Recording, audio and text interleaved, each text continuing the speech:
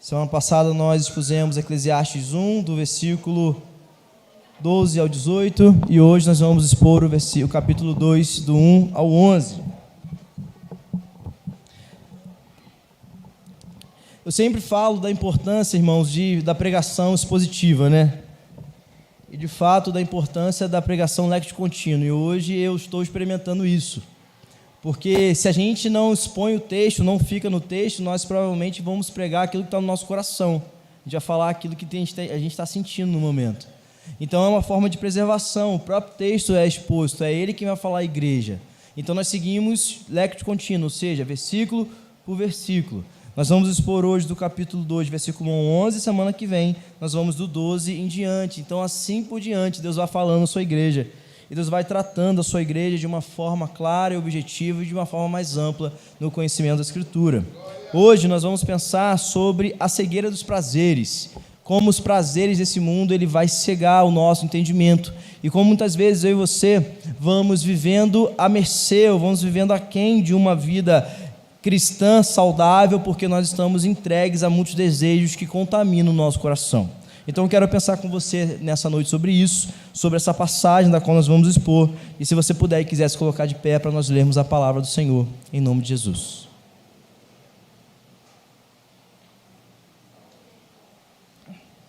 Eclesiastes capítulo 2, versículo 1 diz assim: diz comigo, vamos, eu te provarei com alegria, goza, pois, a felicidade, mas também isso era vaidade. Do riso disse, é loucura, e da alegria, de que serve? Resolvi no meu coração dar-me ao vinho, regendo-me contudo pela sabedoria, e entregar-me à loucura até ver o que melhor seria que fizessem os filhos dos homens debaixo do céu durante os poucos dias da sua vida.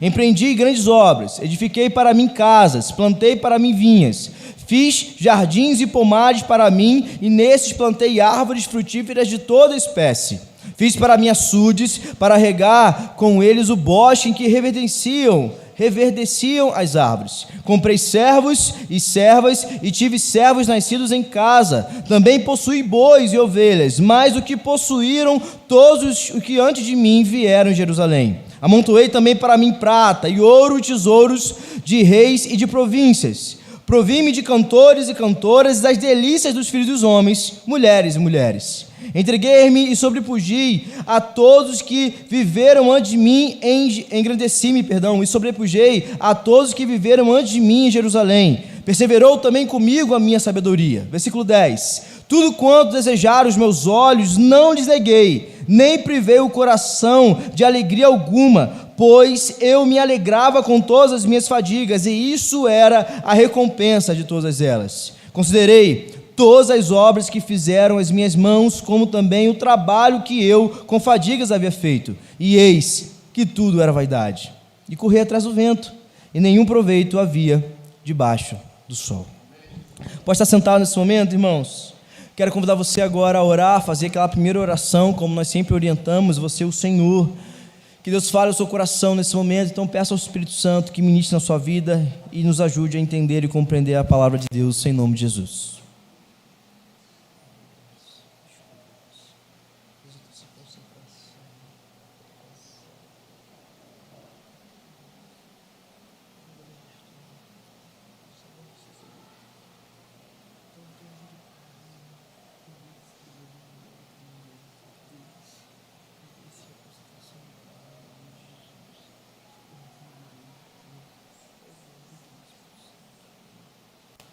Senhor, nós te louvamos mais uma vez com as nossas orações. Somos gratos a Ti, Senhor, pela oportunidade de poder ler a Sua palavra. Pedimos humildemente que o Senhor agora, através da Sua palavra, nos ensine, fale e trate o nosso coração. Que nós entendamos, Senhor, a verdade do Evangelho a ser anunciada. Que nós entendamos, Senhor, aquilo que precisamos mudar. Que nós entendamos, Senhor, aquilo, Deus, que precisamos fazer para ser cristãos melhores. Sê conosco, Senhor. Perdoa os nossos pecados e falhas. Nos esconda agora, Senhor, atrás da sua cruz, para que o seu nome seja louvado e engrandecido. Nos use, Senhor, pela sua misericórdia e graça. Em nome de Jesus, amém e amém. A busca da felicidade, irmãos, tem sido a marca de uma sociedade extremamente sedenta.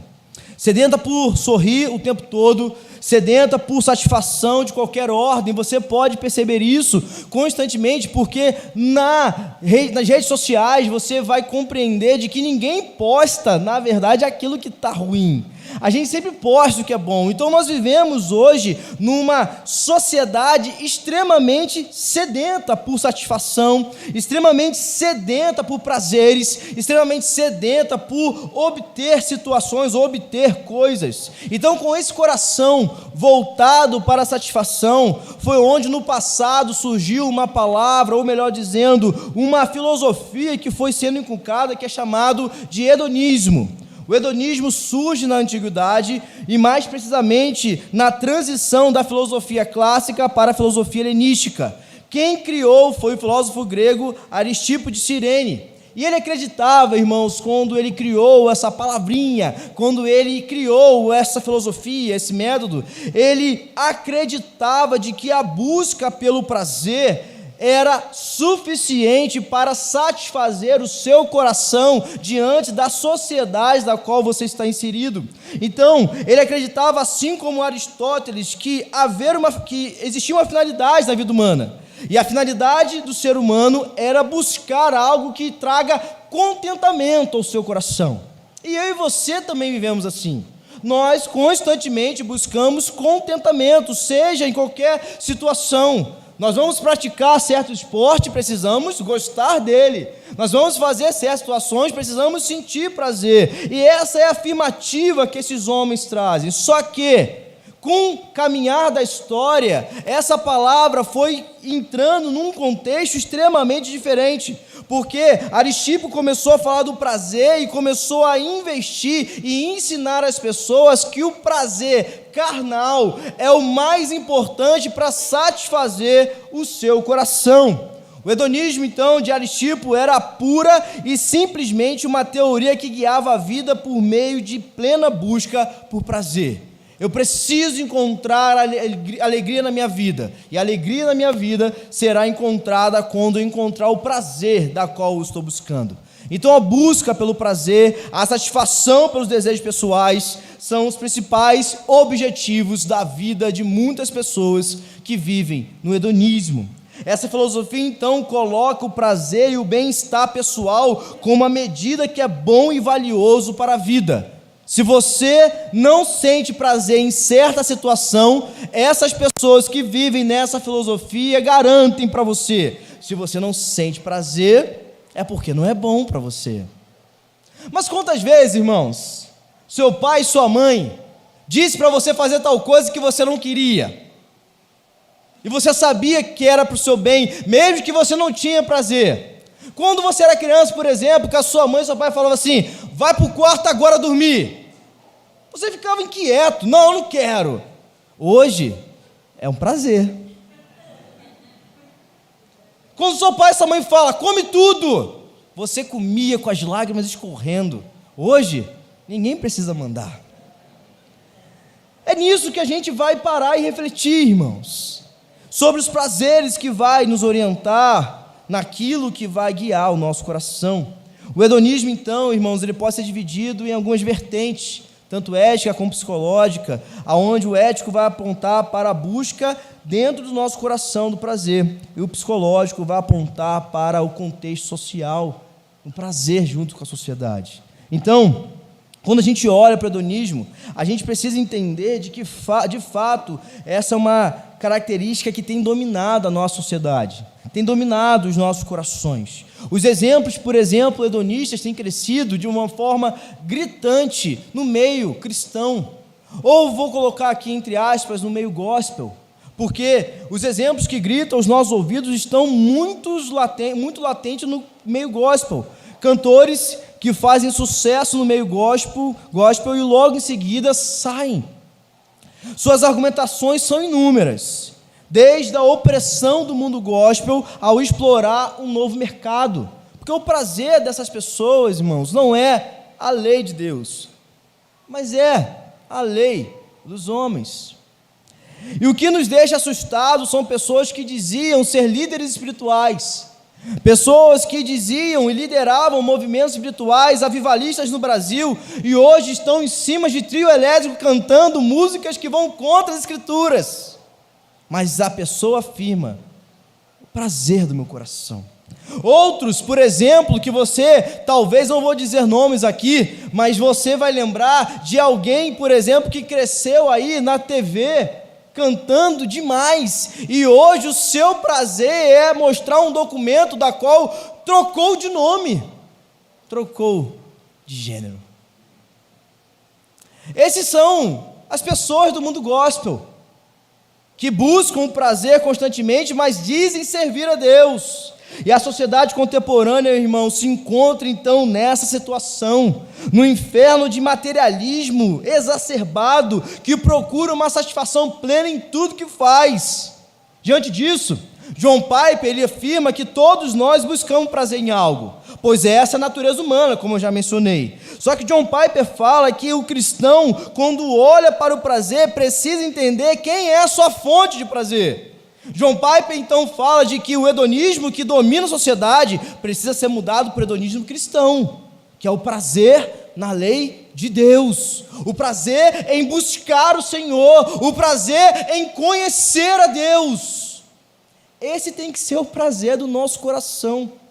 Mas infelizmente, diante do momento que nós vivemos, muitos de nós que estão aqui, muitos de vocês que estão na live, muitas pessoas que nós conhecemos, estão dizendo que são cristãs, estão desejosas de servir o Senhor, mas na verdade o seu coração está em constante busca por prazer neste mundo, não um prazer na lei de Deus. A lei de Deus cansa para essas pessoas, há uma preguiça, há um distanciamento, mas há prazer para todas as coisas no mundo, menos para buscar o Senhor. Quando Salomão escreve esse texto, Salomão é um homem extremamente experiente, que viveu tudo na sua vida, e que agora está dizendo para mim e para você: preste atenção aonde o seu coração irá te levar. E paz, meus irmãos, para que a gente não esqueça, Salomão era um servo de Deus, que no final da sua vida entendeu que estava longe do Senhor. Então, permaneça com a sua Bíblia aberta, porque nós retornaremos para o texto constantemente. Versículo 1 diz comigo: vamos, eu te provarei com a alegria, goza, pois, a felicidade, mas também isso era vaidade. Salomão inicia o capítulo 2 de Eclesiastes afirmando que em algum momento da sua vida ele decidiu experimentar tudo aquilo que o mundo tinha a oferecer. É incrível, irmãos, que um homem temente a Deus, em certo momento da caminhada, para e reflete: chegou a hora, eu quero experimentar o que este mundo pode me dar. Ele disse consigo mesmo: eu te provarei com alegria, goza, pois, a felicidade. Ele deixa claro que decidiu experimentar, provar o que o mundo tinha, experimentar o que ele pode oferecer. Ele resolveu se divertir, resolveu se alegrar nos prazeres do mundo, depois de ter experimentado de quem Deus é. Talvez você conheça alguém que caminhava com o Senhor, mas que em certo momento da vida decidiu experimentar os prazeres do mundo. Talvez você já foi uma pessoa dessa um dia. Talvez em algum momento da sua vida você foi atraído por aquilo que este mundo oferece. Ou talvez você conheça uma pessoa que vive dessa forma, está em constantes altos e baixos, igreja, mundo, mundo, igreja. E isso é uma situação que tem crescido no meio das igrejas constantemente. Pessoas que dizem amar o Senhor, mas pessoas que amam mais o pecado que a Deus.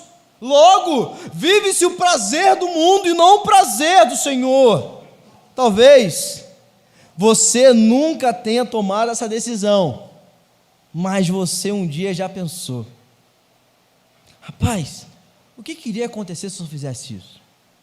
Talvez você nunca cogitou ali, de fato, concluir, mas você pensou no que poderia fazer. Nesse momento, irmãos, então, é importante que eu e você entendamos que o nosso coração enganoso nos leva à busca dos prazeres. Os caminhos do Senhor, irmãos, são claros, evidentes, mas os prazeres estão aí.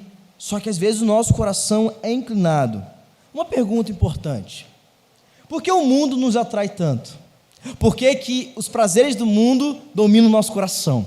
E por que que os prazeres de Deus, a comunhão com o Senhor, servir o Senhor, não nos chama tanta atenção? Há duas coisas importantes a destacar para responder essas duas perguntas. A primeira é que as pessoas são atraídas pelo mundo constantemente porque não estão evoluindo no seu processo de santificação. Elas estão estagnadas. Quando não desejamos o Senhor, quando não temos fome de Deus, quando Deus não é a nossa porção, infelizmente outro será. Quando eu e você não estamos crescendo na palavra, quando eu e você não estamos crescendo em oração, quando eu e você não estamos crescendo em comunhão, uma hora um falso ídolo dominará o seu coração e levará você para longe do Senhor. De pouquinho em pouquinho você vai se afastando, de pouquinho em pouquinho você vai se contaminando, de pouquinho em pouquinho a sua família vai perecendo. Deus será substituído de uma forma ou outra, porque você não está evoluindo no processo de santidade. A santificação é um processo, como eu estou falando, progressivo, diário, constante. Não é hoje somente, mas amanhã, depois de amanhã e todos os dias. E às vezes eu e você estamos longe do Senhor e somos atraídos pelo mundo porque nós não temos fome, não temos sede, não temos o Senhor como a nossa porção. Então, tudo dominará o nosso coração. A segunda explicação de por que o mundo nos atrai tanto é uma observação, irmãos, clara, dura, mas necessária de se dizer. A primeira é a falta de santificação. A segunda é conversão. Quando o mundo nos atrai de tal forma, muitas vezes é porque o nosso coração não está convertido. Nós achamos que por ser membros de uma igreja, achamos que porque frequentamos uma igreja, achamos que porque os nossos pais são cristãos, eu sou cristão também. A falta de relacionamento com o Senhor, ou na verdade, o não relacionamento com Deus, demonstra com clareza que nós não somos dele. Então o nosso coração não é dele, logo nosso coração é do mundo. E é por isso que há uma atração inevitável. O mundo domina, o mundo chama, porque não há conversão. Salomão buscou essa alegria, e o seu processo de santificação estava muito mal, irmãos. Se você ler a história lá de Reis, 1 Reis, 2 Reis, 1 Crônicas, 2 Crônicas, aonde tem uma grande porção falando sobre Salomão, você vai perceber como ele começou muito bem, mas como ele termina muito mal. São os prazeres que foi cegando aquele homem. Quando ele olhou para esse mundo e buscou nos prazeres desse mundo a alegria, foi onde ele disse, e ele conclui logo. É interessante que ele começa dizendo e conclui: foi tudo vaidade. Não serviu de nada, tudo isso é efêmero, é passageiro, tudo isso é uma ilusão sem fim. Eu me enganei, eu achei que eu poderia buscar alegria em algo, mas eu não encontrei, nem nunca vou encontrar, porque a minha alegria é só no Senhor. Então ele chega no versículo 2 e disse: do riso disse, é loucura, e da alegria de que serve? Ele chega na conclusão de que o riso é tolice, de que o prazer não serve de nada, não leva a lugar nenhum. Em muitos casos, a busca do prazer leva a sofrimento, dependência. Irmãos, é muito claro isso, porque eu e você precisamos entender de que quando Salomão está nos orientando aqui, precisa ser aplicado às nossas vidas. Quantas vezes eu e você deixamos de buscar o Senhor? Quantas vezes você, homem de família, deixa de buscar a Deus e a sua casa começa a perecer e ruir porque você não está cumprindo o seu sacerdócio no lar? Quantas vezes, mulheres, você não busca o Senhor e deixa de ser uma mulher sábia que edifica a casa? Quantas vezes você, filho, filha, não busca a Deus e deixa de ser, então, de respeitar, de honrar os seus pais? Quantas vezes vivemos isso, irmãos? Como a falta de busca ao Senhor ou não interesse em buscar a Deus não somente nos prejudica, mas prejudica todas as pessoas que estão ao nosso redor. Às vezes a gente acha que porque eu não busco o Senhor, estou somente me prejudicando. Sim, você é o maior prejudicado, mas as pessoas ao seu redor também vão colher desses maus frutos que você está fazendo. E é nisso que nós precisamos entender. Então, quando Salomão disse aqui, ele usa nesse contexto os modos verbais aqui do hebraico, está apontando para alguma coisa intensa, onde ele está dizendo: eu vou experimentar tudo para ver o que vai dar. Eu vou experimentar tudo. Os modos verbais aqui no hebraico são muito claros. Há uma intensidade dizendo: eu vou experimentar tudo, tudo que eu quiser. Olha o versículo 3, como é que isso fica claro. Resolvi no meu coração dar meu vinho. Resolvi. Em certo momento da sua vida ele diz: eu quis, eu quero. Resolver se entregar aos prazeres intensamente. Ele diz que ainda fez isso com a mente orientada pela sabedoria. Olha só, regendo-me contudo pela sabedoria. Ele sabe que a sabedoria, diante da bebedice, da embriaguez, não ia se resolver nada. Então, essa devassidão que Salomão se entregou era com o objetivo de saber como é curtir a vida. Deixa eu fazer um parênteses aqui muito importante. Esse desejo aqui, às vezes está latente em alguém que cresceu dentro da igreja. Você sabia disso? Eu nunca experimentei nada. Olha só que testemunho bonito que aquele camarada contou. Olha, eu não tenho nem testemunho para contar. Aí a gente começa a questionar, irmãos, porque a gente fala assim: poxa, eu queria ter um testemunho legal para contar. Se eu sair e voltar, vai abençoar as pessoas. Ah, gente, que coração miserável, pecador. Que coração miserável, porque na verdade o que a gente quer é se entregar à devassidão. Isso é uma desculpa esfarrapada. Só que a gente fala isso, irmãos. Eu já ouvi muitos jovens falando isso para mim: pastor, eu cresci na igreja, eu não tenho testemunho para dar não, nem sei se eu sou crente. É aí, irmãos, que a gente tem que analisar a nossa vida. Você cresceu na igreja? Que bênção, glória a Deus por isso. Você foi alcançado pelo Senhor em algum momento da sua vida? Que bênção, glória a Deus por isso. As nossas histórias não são iguais, nem nunca serão. O Senhor trabalha e trata da forma que Ele quiser. Ele chama uns eficazmente na tenra-idade, como uns na velhice, e acabou. É a obra do Senhor, eles são dele, Ele que chama. Então, Salomão disse: olha, eu quero curtir a vida.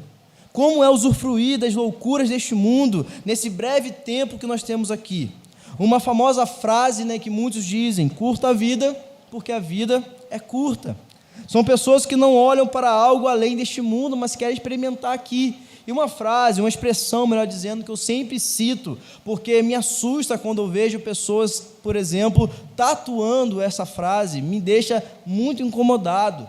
Onde as pessoas, e pais, eu já conheço uma pessoa que é pastor, que tatuou Carpe Diem no seu braço. É uma expressão latina usada pelo poeta Horácio, que significa: aproveite a sua vida. Curta a cada momento, mas faça o que bem lhe entender. Nós não estamos aqui, irmãos, para experimentar deste mundo. Nós não estamos aqui para experimentar do que este mundo está nos dando. Nós estamos aqui para experimentar do Senhor. Nós fomos chamados pelo Senhor com alto preço, fomos resgatados do império das trevas, não para viver na escuridão, mas para viver na luz do Senhor. Então o nosso coração, o nosso agir, as nossas vozes têm que proferir aquilo que glorifica o Senhor. Então nós precisamos viver para a glória de Deus, não esquecendo dos caminhos eternos de Deus. Esse é o grande problema que nós vivemos hoje na sociedade: viver, aproveitar, conquistar, adquirir, mas o Senhor sendo excluído constantemente. No final, nós vamos perceber, assim como Salomão, tudo era vaidade. Só que Deus permitiu que Salomão pudesse escrever isso para mim e para você. Só que Salomão sabe, ele não descreve aqui, mas nós podemos pensar nas marcas que isso trouxe e deixa. Quantos irmãos nossos são aí sugados, conquistados por esse mundo, e quando retornam cheios de marcas. Quantos irmãos são cheios de cicatrizes, que não saram, que constantemente o inimigo das nossas almas nos acusa: você vai servir a Deus, mas lembra tantos anos atrás, quando você fez aquilo lá? Quantas vezes isso acontece? Então, quando Salomão fala sobre isso, Salomão está dizendo para mim e para você sobre a poeira, o vazio que este mundo oferece diante desses prazeres que nos cegam constantemente. Aí ele escreve o versículo 4 até o versículo 10, descrevendo o que ele quis, o que ele conquistou e como ele fez. Ele diz, olha, um pouco da demonstração das suas riquezas e realizações. Ele fala no versículo 4, fiz grandes obras, edifiquei casas, plantei vinhas. Ele diz no versículo 5, fiz jardins, eu fiz pomares e plantei inúmeras árvores frutíferas. Irmãos, isso aqui, naquela época, talvez para você e para mim, não faça muito sentido, mas naquela época isso aqui era sinal de riqueza, de poder. Você ter um grande pomar. Aí ele continua, olha, para ter tudo isso, ele fez o quê? Açudes para irrigar. Ele não mandava ninguém buscar água, não. Ele fez, irmãos, para irrigar tudo. Olha o tamanho do poder, da grandiosidade daquele rei. Aí ele continua. E para ter tudo isso, para cuidar de tudo isso, então ele tinha inúmeros servos. Para alimentar esses servos e toda a casa, ele tinha bois e ovelhas, versículo 7. E para pagar essa conta toda, versículo 8, ele tinha ouro, prata e inúmeros tesouros. Tinha ainda, irmãos, na hora que ele estava jantando, ainda tinha cantores e cantoras tocando e cantando para ele jantar ao som de uma bela voz. A gente mal coloca uma música no Spotify, né, e está feliz ali. Aquele homem tinha cantores e cantoras cantando ali e ele comendo dos seus manjares reais. Só que ele conclui no versículo 8 falando o quê? Ele também diz que teve inúmeras mulheres. Versículo 8, finalzinho, cantoras e das delícias dos filhos dos homens, mulheres de mulheres. É aqui, irmãos, é aqui que começa a grande queda de Salomão. É aqui, diante disso, que começa uma grande queda. Em 1 Reis, capítulo número 11, versículo 1 ao 8, você vai ler melhor sobre isso. Você pode ler que Salomão tinha 700 mulheres e 300 concubinas, 1000 ao todo. Ele começou a adorar outros deuses. A queda de Salomão iniciou-se quando ele deixou o seu coração se entregar aos prazeres. Ele tinha tudo que esse mundo poderia oferecer, mas acima de tudo ele tinha um relacionamento genuíno com Deus, mas ele foi se envolvendo com inúmeras mulheres, e ele começou a deixar o seu coração a ser inclinado por falsos ídolos. Ele começou então a adorar os deuses das mulheres, ele começou a idolatrá-los. Salomão deixou de servir e adorar a Deus para servir a deuses pagãos. Por exemplo, Astarote, Quemos, Milcom. Salomão com o tempo foi se perdendo. Salomão com o tempo não caminhava mais nos caminhos, não trilhava mais os caminhos de Deus. A ilusão que o sexo colocou no seu coração fez ele ficar frustrado. Ele teve inúmeras mulheres, teve todas que ele quis, mas no final levou ele à total perdição. E ele sabe disso, e ele continua no versículo 9, eu engrandeci-me, sobrepujei a todos que vieram antes de mim. Ele era um rei poderoso, o mais sábio que já existiu, mas o poder, o status, muitas vezes cega. Ele, com seu grande poder, achou que ele estava acima de todas as coisas, que podia fazer o que bem entendesse, que ele era imbatível. Só que quando ele começou a adorar outros deuses, o seu coração, irmão, se distanciou de Deus. Ele perdeu a fome e sede, perdeu o Senhor como a sua porção. Precisamos a cada dia mais depender de Deus e entender que sem Ele nós não somos ninguém. Só que Salomão só conseguiu entender isso quando ele perdeu muita coisa. Quando Deus disse para ele, eu vou dividir o reino, seu filho Roboão terá duas tribos, e outro terá 10. Quando teve essa divisão, que é aí que ele cai em si. Onde eu cheguei? Como eu caminhei dessa forma? À medida que Salomão crescia em sabedoria, ele crescia em riqueza. E à medida que ele crescia em riqueza, ele crescia na entrega dos prazeres. Quanto mais ele crescia, mais ele se entregava. Quanto mais ele achava que era um rei melhor, mais idólatra ele estava. Um coração, irmãos, que conheceu o Senhor, um coração que orou e Deus falou o que tu queres, e ele fala: eu quero sabedoria para cuidar do seu povo. E Deus diz: eu não te darei somente sabedoria, mas te darei poder e riqueza para você governar o meu povo. Um homem considerado o mais sábio de Israel, um homem considerado o mais poderoso de Israel, um homem que fez tudo o que podia e tudo o que quis, mas um homem que deixou o seu coração direcioná-lo, um homem que deixou os prazeres do mundo guiá-lo, o homem que tinha tudo para ser o melhor rei de Israel, mas caiu. Os seus olhos o levaram à perdição. É o que ele fala no versículo 10. Tudo quanto desejaram os meus olhos, eu não lhes neguei. Meus irmãos, aqui, essa frase aqui, ela vai destacar uma questão muito clara. Uma pessoa que tudo que ele via, ele apontava e falava: é meu. E era dele. Ele queria tudo, e era dele. Olha como os nossos olhos nos levam à perdição. O que nós desejamos nos leva à queda. O que nós vemos e olhamos apontará o caminho que nós trilharemos. Jesus disse em Mateus, capítulo 6, versículo 22 a 23, são os olhos a lâmpada do corpo. Se os seus olhos forem bons, todo o seu corpo será luminoso. Se, porém, os teus olhos forem maus, todo o seu corpo estará em trevas. É dos nossos olhos, irmãos. É nos nossos olhos que começa a queda. É o que nós olhamos que começa a queda. É o que nós olhamos que começa o desejo aqui no nosso coração. Muitas vezes nós estamos em trevas e a resposta é o que nós estamos olhando, assistindo, curtindo nas redes sociais. E eu não digo somente no contexto de busca de prazeres sexuais, não. Eu estou falando também com os nossos olhos, irmãos, cobiçam coisas, por exemplo, de um carro de um irmão, a casa de um irmão. Quando os nossos olhos começam a trazer isso ao nosso coração, e os males vão nos tomando, e nós vamos então sendo encharcados por isso, a queda começa ladeira abaixo a queda. E um dos males deste século são os olhos, né? Nós vivemos hoje um tempo perigoso.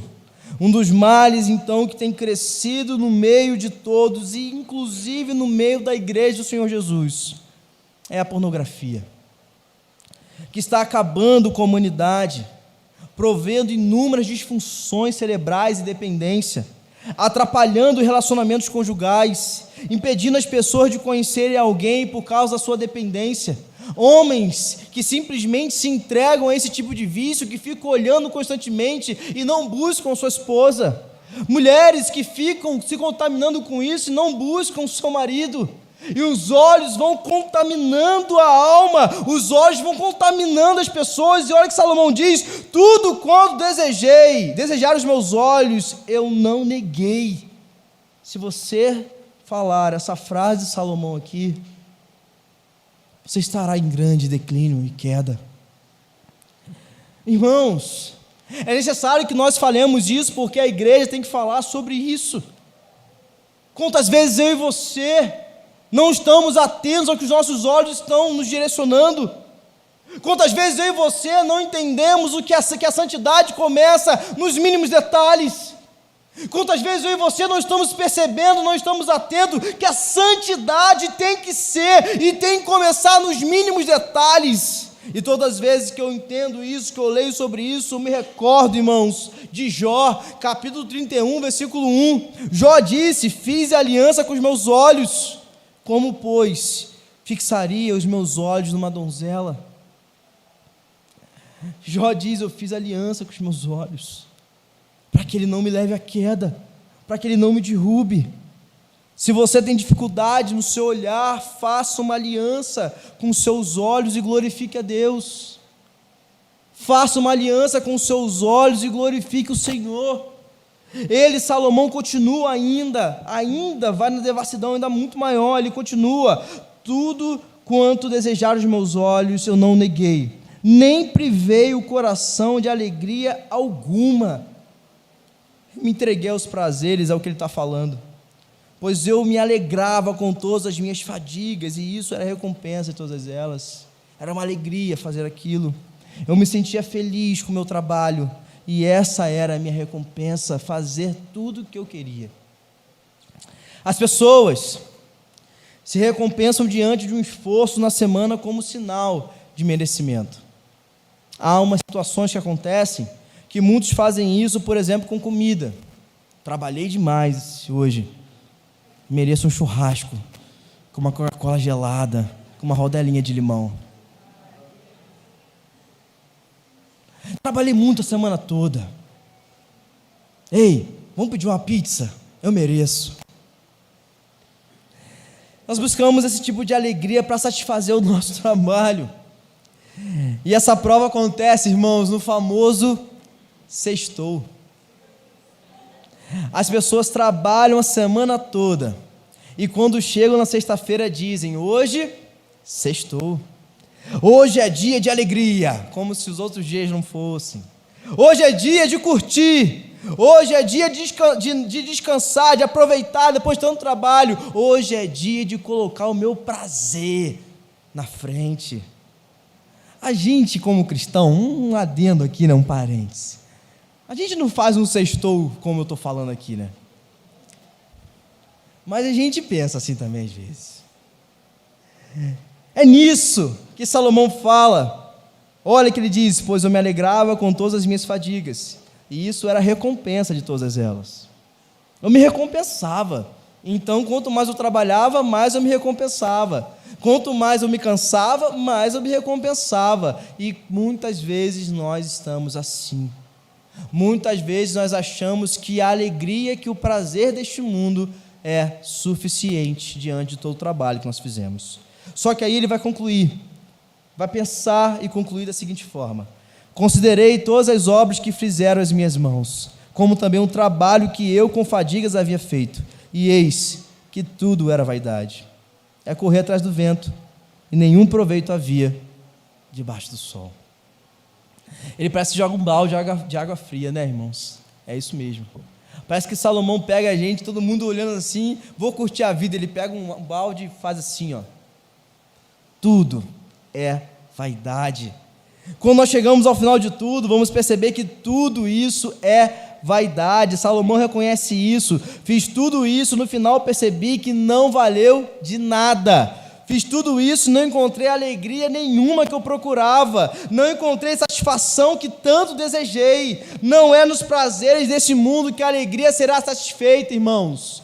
Não é nos prazeres deste mundo que você encontrará paz. Não é nos prazeres deste mundo que você encontrará satisfação para o seu coração.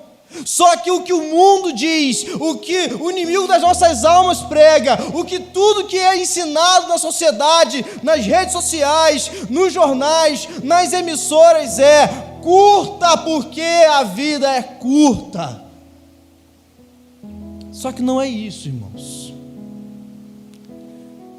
Não é isso que vai te levar a uma alegria plena.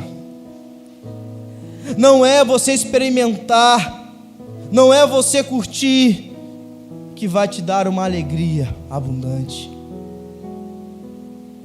Eu conheço pessoas, irmãos, que se embriagam e no outro dia, quando levantam de ressaca, dizem: eu não tenho alegria nenhuma. Mas na noite anterior estava alegre, festejando. Aí você fala assim: não, parece que está falando só nesse sentido. Não.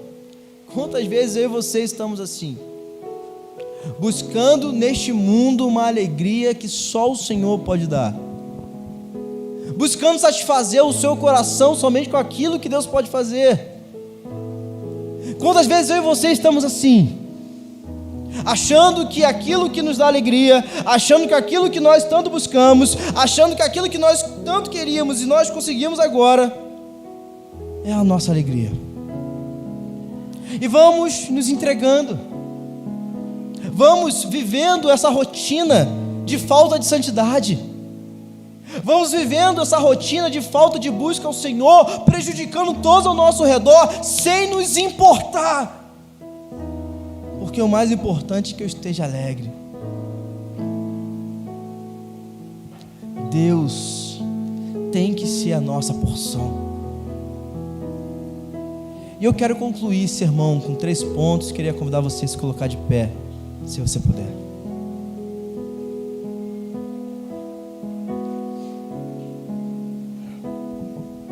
Irmãos, desculpa se eu estou meio repetitivo, tá? Minha cabeça está meio aérea aqui, acho que eu estou falando até demais. Eu quero concluir com 3 pontos, para que você possa refletir junto comigo. Os prazeres desse mundo não se comparam com os prazeres da eternidade. Mas sabe por que é difícil isso para mim e para você? Porque os prazeres deste mundo são palpáveis. A eternidade está numa promessa em Cristo Jesus. É aí que as experiências desse mundo não se comparam com as experiências que podemos ter com Deus, seja de qual ordem for, seja um prazer na carne, um prazer no trabalho, na conquista, nos recursos financeiros. Nada é suficiente para satisfazer o seu coração. Esse é o paradoxo do hedonismo, irmãos. Quanto mais você busca prazer, menos ele é encontrado. Porque quanto mais você vai nesse mundo, quanto mais você vasculha esse mundo, quanto mais você entra nesse mundo, mais você percebe que tudo é vaidade. Porque tudo é uma poeira. Talvez a sua angústia, talvez a sua infelicidade nesse momento, talvez a sua ansiedade, talvez a sua inquietação seja uma falta de relacionamento com Deus. Você já experimentou investir mais tempo em sua caminhada espiritual? Já experimentou caminhar em santidade progressivamente mais firme? Eu garanto para você que muita coisa vai mudar. Não que vai resolver os seus problemas. Não estou dizendo isso, nem vou dizer, porque isso aí está na soberania de Deus. O que eu estou dizendo para você é que você mudará. Você irá enxergar a vida de uma forma diferente. Você enxergará os seus problemas de uma forma diferente. Você entenderá que o Deus que governa todas as coisas permanece o mesmo. Você entenderá que no meio da sua inquietação Ele não muda. Você entenderá que no meio da frustração Ele continua sendo Deus. Sua alegria, sua satisfação serão redirecionados. É somente quando confiamos, quando descansamos no Senhor, é que nós vamos encontrar essa alegria. Mas esse encontrar, quando eu digo, não é um encontrar que vem da sua força, não é um encontrar que vem do seu querer, não é um encontrar que vem da sua mão, mas é um encontrar do Senhor te chamar à salvação. Quando nós entendemos isso, quando nós compreendemos através da obra do Espírito que Cristo abriu o caminho, que Cristo resolveu o nosso problema, então nós vamos até o Pai em gratidão e adoração. Então nós vamos entender que Deus é a nossa satisfação.